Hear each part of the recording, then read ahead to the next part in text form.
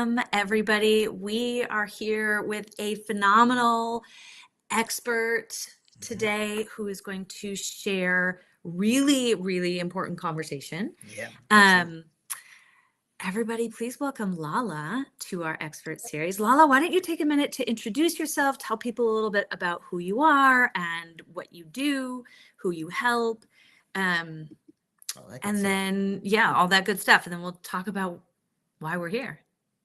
Yes, so my name is Lala, and I am a spiritual and mindset coach. So I basically just help women become better, become more, become unstuck in their life, to be have massive clarity and to become more powerful.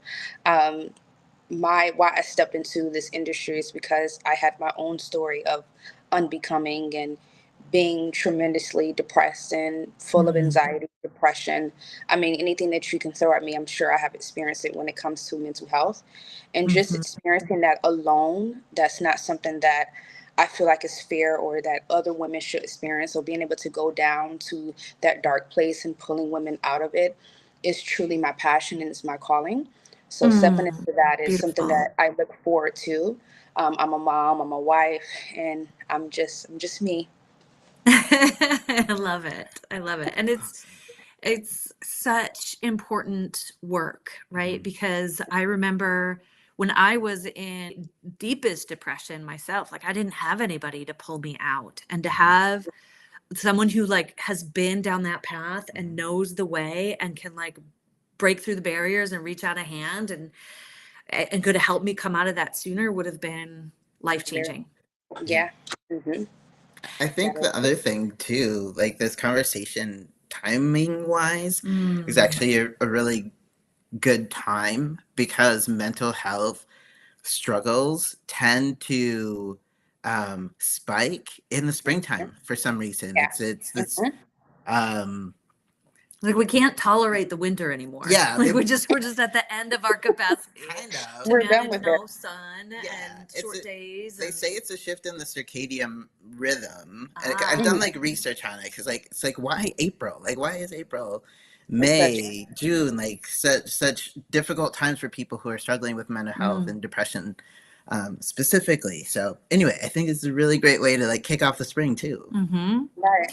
It's important. Yeah, it is important. And it specifically today we're taking an angle on this conversation, right? About like how you can work with your partner to be that hand to pull you up, right? Like how your person in your relationship can be a source of strength and resilience when one Mhm. or the other partner or both are like struggling with mental health issues. That is so. Um, so I'd love to hear from you, Lala. Like, why for you is this topic so important? Why for you is it so important for partners and couples to be able to do this together? I say it's important for me because I see how it destroyed my relationship at one point, me trying to Mm-hmm. fight the battle alone and not being Mm-hmm. completely honest and taking responsibility for my mental health journey. I think there was a saying that I said that your mental health journey is your responsibility, but allow your partner to be the anchor in your storm. And I wasn't Ah, allowing him to be that for me. I was allowed, when you're dealing with mental health, you're aloof, you're ungrounded. And having him being able to be that anchor, I wasn't giving him that chance to do that. So that's mhm. why it's important for me. Yeah. Yeah. And it's like when your partner can't be the anchor in that storm, Mm. Mm-hmm. they like not only do you suffer, but they do too, right? Do. Yeah, they do. Yeah. Can you say a little bit more about that? Like what happens to our partners if we're not working together in mental health? Become distant. The lack of Mm, intimacy, whether sexual or physical, that's a big thing there. You start to see more arguments, and I'm speaking from like my experience and what I remember when we were at our worst because my mental health wasn't together and I wasn't allowing him to be that anchor. We stopped communicating. We stopped mhm, seeing each other. Like it was like we saw the worst in each other. Every chance we mhm. got, the toothpaste was squirting over. Oh, it's just a lot because we are at our wits ends because we're not communicating, we're not together, we're not Yeah. connected. So the loss of connection, communication lack, trust can also be an issue, a thing there too, because you're not allowing them to feel like you can trust them. That's a big thing for me too, and what happened to us in our journey. Mm-hmm. Yeah. Yeah. And I remember, you know, in the times that I've been in a depressive episode, like, and one was really recently, Mm-hmm. I found myself feeling so angry with Cal, like like Mhm. some part of the twistiness of the Yeah. illness, right? Like made it really easy to scapegoat him and see him as the Mhm. reason for my anger and the Yep. reason for my suffering and my problems, and I wanted him to fix it. And even though like the work we do with couples is all about accountability and being responsible for your own stuff, and I knew that, and I was like doing that work in this coaching business, I was still not in a mindset of partnership with him, right? Not Yep. consciously anyways. Mm-hmm. Anyways, That yep. had slipped away in the darkness. Mm-hmm. And I know that didn't feel good. No, it didn't. But then I'm thinking about, you know, the concept of being an anchor. I think I actually did a pretty good job Oh, you in were. that situation. Like, I understand this anchor piece. Like, you You're know, like the storm it's is more raging like, all around you. yeah, I'm just like hanging up in your life, you know? Because I know eventually it would calm down. I knew that like it wasn't coming from, you know, a powerful place, like Mm-hmm. Like a a truth place. yeah, a place of truth, and yeah, so it Mm-hmm. made it easier to not take it Mm-hmm. personally. Mm-hmm. But I mean, yeah, there were some challenging moments. Mm-hmm. Yeah. Yeah. And I know that like if we hadn't had the foundation that we did, and I'm sure the same goes for you, Lala, and your husband, like it would have destroyed the relationship. It certainly has destroyed previous relationship for me. And I see that a lot in my work with couples as both a therapist and even now in doing this relationship coaching work. If partners don't know how to come together, right? Like, yeah, extra conflict, decreased intimacy, like disconnection, like these stories where you just see the worst in people, and that eventually like really erodes the relationship. Yeah, that is true. Especially because, you know, like the more that your relationship becomes distressed, the worse your mental health gets, Good.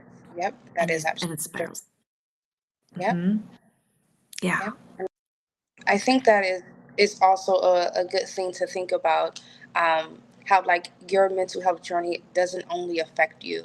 Like it also, Yes. because we can get in that Yeah. phase where it's like, woe is me, but we also have to realize that everyone around us is attached to us and that love us. They are suffering, or the ripple effects, like a domino effect. Mhm. They are experiencing that effect as well. Yeah, Mhm. have an experience. Mhm. You know? Yeah. Hmm. And Yep. I think a lot of people who are struggling with mental illness know that they're having a negative effect, or like that they're causing stress or pain or hardship on their partners, and it leaves them feeling worse about themselves, right? Yeah. Yeah. But it's also like I think exasperated because we're in a narrative that says that your mental health is your issue, right? And Hmm. you shouldn't burden people, and you should just take care of it, and you should figure out how to just make yourself Right. better. And like Hmm. nobody's talking about how do we team up here? How do we be partners together for this? Yeah. Yeah. And that makes all the difference for both people, for everybody who's affected, when they're all working together to help solve a problem or support a challenge, Yeah. right? Or make someone who's ill feel better. Feel better. Yeah. That is Yeah. true. I Yeah. think that's when we come. I think that's when we come in at, like the question you asked, like how can we become more of a partner? And I think that's where when I created, like a plan of care. Like when you Mm-hmm. know that you are disposed, you're able, you maybe have mental health issues or a crisis, or you know that what you're experiencing, but be prepared, like prepare you and your family and create a plan of care. And one of the things for me is like when my husband sees that I'm in the bed too long, he would literally come in the room and open up the blinds. Something so minuscule and so small, but that's like a trigger for me. That's like, okay, Mm. without him having to say anything. Oh, you need to get up or make me feel extra bad. Just open up the blinds. It's like, okay, you've been here too long. Or if he see Mm-hmm. that that's not getting me up, he'll go turn on the cold shower. And we have a rule. This is usually when I'm having panic attacks. But when you're having panic attacks, I usually do like cold therapy. So he'll turn on, if I'm having a panic attack, he'll turn on the cold water. And it's something by Mel Robbins called the 5 second rule. So he would count down 5, 4, 3, 2, and by 2 I need to be getting up, jumping in the shower, because it helps you Mm-hmm. not combat or helps you not try to talk back or get your inner critic to start talking. You just go straight into action. And he do little things like that, and that's a part of our plan of care. Like when I'm experiencing panic attacks or dissociation, this is something that we can do. When I'm experiencing depression, what is one thing that you can do and I can do? And then after he starts to initiate, because sometimes it's hard to initiate, it's hard to like know, okay, I know I'm going down this path. How can I get from in my mind into my body? And we need Mm-hmm. sometimes that anchor and that person to help us, and that was my partner. So creating that plan of care for what that looks like for you and what that looks like for your spouse is so important, and it also builds trust. It builds Mm. that connection with you and your partner. It makes things a little Yeah. spicy, down the line. I bet. I bet. Because I can imagine being like, whew, you really pulled me out of that, babe. Like, I would be like, yeah, thank you. Hop into bed, honey. Let's go. We need to go on vacation for that one. Let's get out of the house. Let's go. Yeah. Yeah. Yes. Yeah. So, so talk to me a little bit, like to us, a little bit more about this plan of care, because this is such Yeah. a radical idea. I mean, it sounds so obvious when you say it. Hmm. And in all of my years of studying, being a therapist, and working with mental health, guess what no one ever talked to me about? Creating a plan of care between partners where mental health is a part of the relationship experience. I mean, Right. we won't go down that soapbox road, but like, so like, how do you, like, can you just briefly walk us through, like, what does that actually look like? How do you Hmm. make that plan? How do you agree on that plan? How do you even know what's going to work and what's not going to work? Exactly. When do you make that plan? Like, what happens if it doesn't work? I just want to pick your brain about this because it is so, again, it's like so revolutionary. Yes. So, plan of care, you usually hear that with when you're first meeting a therapist, they go over a plan of care, what that looks Sure. like for you and your therapist, right? Mm-hmm. And I saw like a plan of care from when I'm outside of therapy and with my spouse. So, for us, it's better to be proactive than to be Mm-hmm. reactive, right? So waiting Absolutely. until the last minute when you're already in the dump, you're not going to want to do that. Mm-hmm. So it took trial and error for us and for me, honestly, like what worked. And this is why I say allowing your partner to be your anchor, but it's also your responsibility because you have to Mm-hmm. be able to know what feels good and what doesn't feel good. Don't just say, oh, yeah, that's great, but what feels good and what doesn't feel good. So the plan Mm-hmm. of care, we literally got paper and pen. To be honest with you, we Yep. went to the board. We went to the board with it.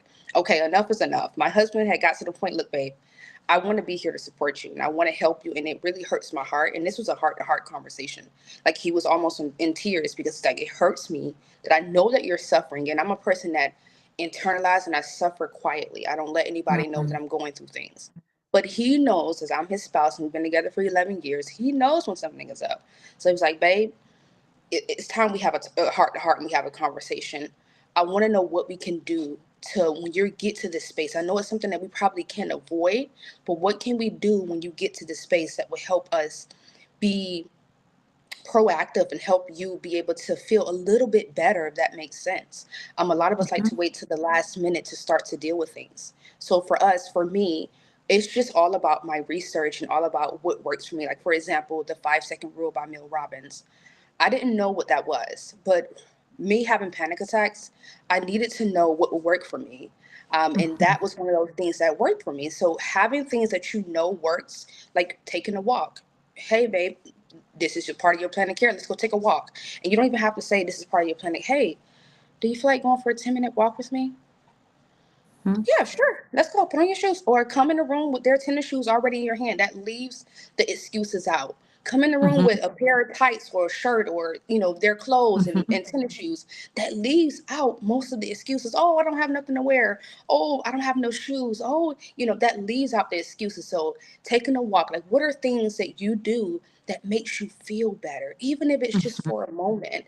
Because it's Mhm. all about those little nugget moments that create the big effects. So for us, it Mhm. was just finding things that worked for me.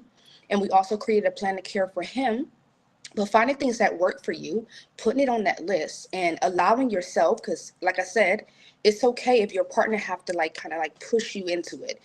Mhm. Because sometimes it's hard to take initiative to do Oh, things sure. first. So if your partner come and like, for example, he opened up the window for me. Okay, I know I've been sitting here for too long. That triggers my brain. Okay, it's time to get into motion because now I know that I've been sleeping too long. So just finding things that you can do that feels good by yourself, and also that your partner could initiate for you, that you guys can do together, is also Mhm. important. Mhm. I love Oh, that. yeah, love it. Yeah. I think what really, stands out to me in this is, well, two things. First, it's like the emphasis on, yeah, you have to take personal responsibility Hmm. to figure Mhm. out what works for you. Yeah. And as part of that, I'm hearing like this um, power of decision, right? Where you're deciding, Mhm. if he does this, I'm gonna do This this. is it. Yep. If he's nudging me, I have made this agreement. It like creates this accountability container, Contract almost. right? Like, yeah, like, because you're not just now, in depression, we promise ourselves that we're going to do a whole lot of things. And then depression gives us all kinds of excuses not to. And then we feel worse about ourselves, which makes it harder to do, right? Like, that's part of the Yeah. spiral. Hmm. Um, and I imagine anxiety has a component like that too. But like, when you've made the agreement that, like, I know this affects you too. We know that this is what we're going to do when this happens, if this happens, and this is what I'm going to do if I see you do this. Like, that just like puts a little bit more motivation and Hmm. incentive to move Yes. into action, to do the things that are going to help you, which are those things that like are so hard to do when you're actually in the throes of like a mental health condition. The other thing that feels really like awesome here is the collaboration, Hmm. Hmm. right? That you're like really working together. It's not, you, Lala, coming up with your list and handing it to your husband and saying, here, this is what you can do to help me. It's you guys sitting down together. Like, what do we notice? What do you feel like good about doing? What plan of care do you need Hmm. here? Um, Well, and it also sounds like it's open ended, right? Because you mentioned there's some trial and error to it. mhm, So, Yeah. so giving each other permission to like switch it up, giving Hmm. yourself permission to recognize that, okay, this time that didn't work, Work. Yeah. or for mhm, this Hmm. reason, and like mhm, going back to the drawing board and making the adjustment so that like you mhm, get the plan dialed in. mhm, That's really great. mhm. Right. Yeah. Awesome. What other ideas would you want to share with folks in their relationships to help them come together in support of mental health? So another big component or another pillar to it would be being intentional. Um, Mm. I wish I can just like stress the fact of how important it is to be intentional. And a lot of people say this word and it just sounds fancy and it sounds Yeah. like cute and it just sounds a Mhm. narrative like, but it's so important when you're able to be intentional in your mental health journey with everything that you do. And as far as with your partner, being intentional with communicating, being intentional with maybe I can't do this today, but what is something that you can do? What's something, how can you connect with your partner today? Like for me, I was in the bed for 3 months straight, didn't connect, didn't care to connect. I didn't care if we were coming and going, but I had to get to a point where my partner meant a lot to me. Even though I didn't mean a lot to me in that moment, he meant Mhm. a lot to me. And some people judge that, like, all of these things, but I feel like if you can't do it for you, right? You can Hmm. do it for someone else. And Yeah. being able That's to easy. do it for my spouse and do it for my kid outside of myself. So it didn't give Mhm. me much excuses. Like this is for someone that I really care and I really love. And we would do so much for the people that we love and care about. Like Yeah. we would go to the end of Yeah. the world. versus ourselves, and that's another story for another day. But being able to be intentional with how we can connect. I can't really do this today, but I know that maybe we can go out for ice cream.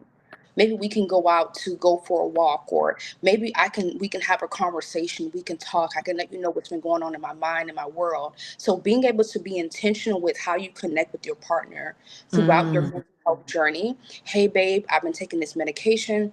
It's not doing too well for me, or I don't want to take this anymore, or I'm not too good with this. Like being able to be intentional, and that brings in the other part of communicating. A lot of us, when we go through our mental health journey, we lack communication. We don't want to talk to family. We don't want to talk to friends. And I think that's how depression, we're going to use, get us. It isolates us. Oh And yeah. what isolate, we can't have people in our world to love us and to care about us and to show us, because depression lied to us a lot about nobody cares and nobody love us, but we're just isolated. So being able to bring your partner in, being able to communicate about what's going on, no matter how dark it is. Like I thought, if I would let my husband know what was going on in my head, that I will be one trip to the hospital, okay, with shackles on. I'm going to be one step closer. But being able to be open in that capacity, to be honest with you, allowed me to be open in other capacity in our relationships, intimacy, um, just wild things, partnership, parenthood, like being able to see that he didn't judge me in that manner, because I thought if I would say this one thing, he's going to look at me like, oh my God, you are somebody I don't know. But just seeing in his eyes the way he wanted to just bring me in and hug me and tell me, oh babe, I love you. Like that is important, to allow yourself to be seen in such a vulnerable state and allow them to pour into you. So communication and being intentional are both the last two pillars that's important. Beautiful. Yeah, and like generally, it's like the structure of support, right? Yeah. Like, love it. Yeah. It is. I really appreciate recognizing that like communication isn't just about like figuring things out, right? Like communicating about what you need or whatever. But it's like it's also sharing your insanity, sharing your darkness, sharing Right. Shadow, right? your Like, shadow parts, right? Like let it, I Mm-hmm. love the way you said, like, let yourself be seen. And Mm-hmm. because it is so healing. It's so settling for our souls, Right. for our bodies, to recognize that someone can see us in what might feel for us like our worst moments and Yeah. still have love for us. Mm-hmm. Like, And that oh, deepens the love.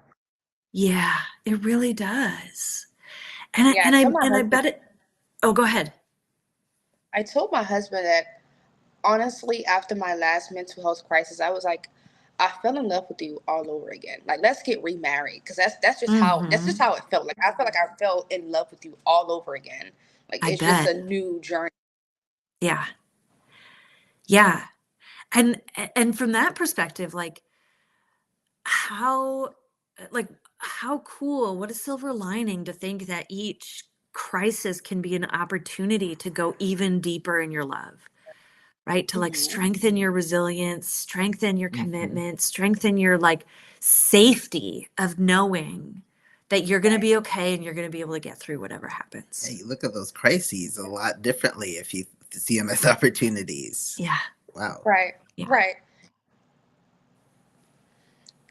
Me and my husband have this saying that when we're going through something hard, that we can get through anything together. Like that's Yeah. our mantra. We can get through anything together, and we just repeatedly say it so that we not only have um, belief in ourselves, but belief in our partnership and what we created together, our Yeah. connection. Like we're unstoppable Yeah. together. Yeah. Love it. And I think that's exactly it, right? Like That's what everyone wants. that's what Yeah. everybody wants. And I think that's what Yeah, like gets to happen when you learn how to do this together. exactly. Yeah. So, can you share an example of this? I mean, I know you've been sharing bits and pieces of examples from your own story, but Yeah. I'm wondering if you have like, because sometimes stories are really helpful in illustrating what's possible. But I wonder if you have more of a story or of your story or another story that might help illustrate like what's possible for couples or what this could look like? Yes. So I do have one client that was experiencing binge eating and depression. And those two Mm, can very be tricky with each other. And actually, her relationship, because her spouse didn't know that this was going on, like, I don't know if they chose to be oblivious, or it was kind of like the two. Like, they chose to be oblivious and she wasn't really communicating on what was going on. mm-hmm. Like, she would kind of like hide how she was feeling, she would hide what she was going through, not tell her spouse that she's going to therapy or going to the psychiatrist. Like they were very disconnected, and Yeah. I noticed that. And she was like, what can I do? Like, my relationship is like on the brinks. Like, I feel destroyed. I don't know what I can do with myself. And we had to create that plan of care for what you can do when you're getting triggered. And that's whether you notice that you're being triggered and you're going down the drain of depression, or you're being triggered to eat something that you necessarily wouldn't want to eat, and being able to have a sit down conversation with your spouse. So, like, Mhm. and that was so hard for her. She was like, don't make me do this. Don't make me do this. But I'm like, it's, do you love them? Like, is this something that you want to be a part of? Like, just making sure they're safe, and like, this is what you want. And if this is what you want, like I told you guys, that allowing your partner to truly see you is the most important aspect, and being able to truly see yourself, because a part of us don't want to see how dark things get for us. So we'll Yeah. be in bed depressed, scrolling on TikTok or on Facebook or Instagram, because we're just trying to like block out what we really have going on. Or we Mhm. on the T pages, like just trying to jump into every little business that we can get in besides our own, because we want to distract ourselves from what we really have going on and how dark we really gotten. So Mhm. having her be able to have that conversation with her spouse, and when she came back to me, she told me, she was like, he looked stunned, like he didn't know what was going on. And I'm like, how did you feel though? Like, being able to finally, like, that's a lot of burden to carry Hmm. alone. Oh my Like, God. to just be walking around, you have a spouse, you have kids, and then to just pretend that everything is perfect, like, that's a heavy baggage. And she Yeah. was like, oh my gosh, just that alone made me feel so much better. And I after bet. that, like, being able to have her work on herself now, like, now she doesn't have to do it in private, she doesn't have to do it alone. Like, being able to have that support of her spouse, even her kids. Like, my child also know my plan of care, your kids being able to know your plan of care, being able to, she follow her own plan of care and being a part of her own journey, I think is Mm. what made her turn around and be able to gain her own power. And I like to say, like, she transmuted her pain into her power. And I'm just so proud of her. And now that I'm just thinking about it again, like, it's so important. Yeah. Yeah. Oh, what a beautiful example. Thank you, Taking Lala. accountability. You're welcome. Yes. Yeah. Yeah. And that's so aligned, right, with what we have found is essential to relationship well-being, which is that like the personal accountability for each partner combined with like the willingness to support one another on the other person's personal growth journey, right? It's like I've got my work to do, you've got your work to do, and it's not like, oh, that's your problem, make it your problem. It's like, I see that this is your work, I'm not responsible for it, but I'm going to love you through it, I'm going to partner with you through Yeah. Yeah. it, Help Hmm. where I can. Yeah. right? And that's this so like so resonant with what you're speaking to, Lala, in the way that um you're helping women in particular, but like I think anybody listening can benefit from these practices and these suggestions, and recognizing that when you take responsibility and step into your own like power and accountability to for your mental health, and then it kind of invite your partner into that journey with you Hmm. by communicating with them, by working with them to make a plan of action, by being really intentional about how you're going to keep feeding your relationship, right? Because you're right, like that can go away really easy if you're not also feeding your relationship. It can't just be your partner taking care of you all the time, right? Like you might not be able to give everything you want, but you got to be intentional about what you can give What and you be can. intentional about giving, Hmm. but you put all of that together and you've got a powerhouse plan for navigating whatever challenges life throws your way. Mm, that So is good. important. It is. Mm-hmm. Mm-hmm. So God, it's 3 o'clock already. That went I so know. fast. Not even Um, Lala, I would love for you to share before we wrap up a little bit about like how people can get a hold of you or any programs or offers that you have right now in case somebody is interested in getting your support in their own healing journey. Right. So I do have one-on-one calls. It's about 60 to 90 minutes. That is just I I do those to kind of like get to know you and you get to know me and get to know Mm-hmm. how I work and my style. But where the like meat and potato come from is the long-term work. The long-term work, which is my 3 or 6 month container. It takes 21 days to build a habit. It takes 90 days to get rid of one that you created. So one-on-ones, like those little small, that's just for us to get to know each other. But if you want like a true work and you want a true change, those 3 to 6 months containers are going to be like, and I'm working on one that's 12 months. That is where the real change and the real power come in at. You can find me on Facebook, which is Rebel Lala, and any other platforms, which is TikTok and Instagram. It's going to be Real Healing with Lala. And you can find me on any one of those, DM me, and we can get to talking and try to initiate what that looks like for both of us to work together. Excellent. Yes. Awesome. So we've got you linked in our post. We'll make sure to add some links so you can help us with the links that we don't have for Okay. like your TikTok and Insta. Okay. So people can get a hold of you, send you a DMs, get the ball rolling, and Yeah, start stepping into happier, healthier, like self and relationship. that is right. Awesome. Thank you All so right. much, Lala. This No has problem. been beautiful and powerful and healing, and so important for anybody who's contending with the struggles of a mind and brain that aren't working the way that you want them to. Yeah. Yeah, I do thank you guys for letting me join, and I do hope you guys have a good day, okay? Of Yeah, course. thanks. Yes, you too, friend. Thank you. Bye bye.